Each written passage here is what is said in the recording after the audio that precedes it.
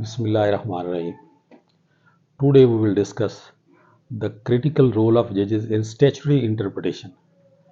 This is the research work done by the Sadhana Law Associate, so I think it better to share with all my colleagues and fellows. What is law? Statute is written, it is impossible to anticipate every scenario where it might apply. Judges play a vital role in clarifying the statute's meaning and ensuring it's applied correctly and fairly in real world situations.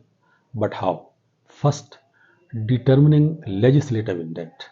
The primary goal of a judge is to discover and implement the intent of legislature that created the statute. This means carefully examining the plain meaning of the text. Starting point is the ordinary meaning of the words used in the statute. Why was the law enacted? What problem was it intended to solve? Understanding the historical circumstances and social condition when the law was written. Second, applying interpretive principles and tools. Judges utilize a range of interpretive techniques to determine how the statute should be understood. Rule of construction, precedents and guidelines that help maintain consistency and predictability, such as literal rule focus on the plain meaning of the words, golden rule depart from the literal meaning to avoid absurdity or injustice, mischief rule identifying the problem the law meant to fix and interpret to achieve that intent. Intrinsic aid resources within the statute itself, such as definitions provided in the statutes, the title, preamble, or headings. Resources outside the statute use that with caution, including legislative history, debate, committee report, dictionary and scholarly works also. Third, resolving ambiguity and filling gaps.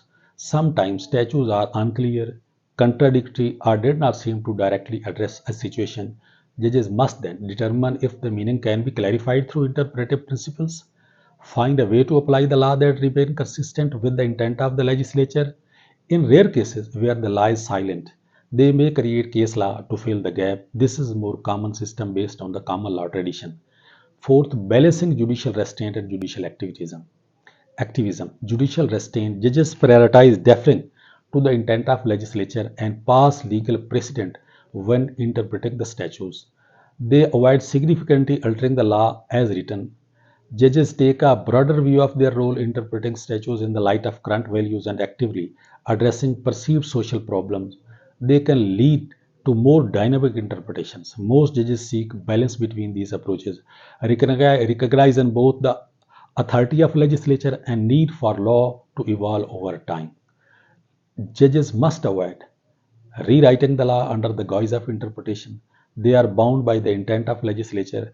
Judicial interpretation can be overturned by higher court or by the legislature itself passing a new statutes. There are some of precedents by our Pakistani courts, literal rule versus legislative intent, PLD 2012 SC 2017, in which it has been held that prospective effect will be applied to all the statutes unless explicitly stated otherwise in the statute. Golden Rule, Mayor Khan versus Yaqub Khan 1981 SCMR 267. Third, mischief rule, Sephoric Textile Mill versus Government of Sindh PLD 1990, Karachi 402. This case centered on a tax law. The court, using the mischief rule, considered the purpose of the specific tax provision. This helped determine the intended meaning of the particular word used within the statutes. Balancing judicial restraint and judicial activism. Now we have some case law, precedent law by Indian precedents, which will also I want to share with everyone. Propositive statutes, इस पे they have discussed Supreme Court of decision on the state of Bombay versus FN Balsara AIR 1951 SC 318. Second,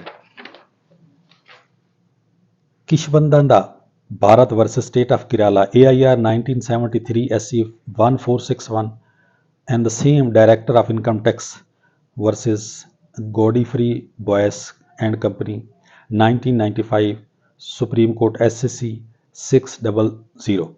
These are the precedent which from where we can seek guidance for the interpretation of statutes. That's all.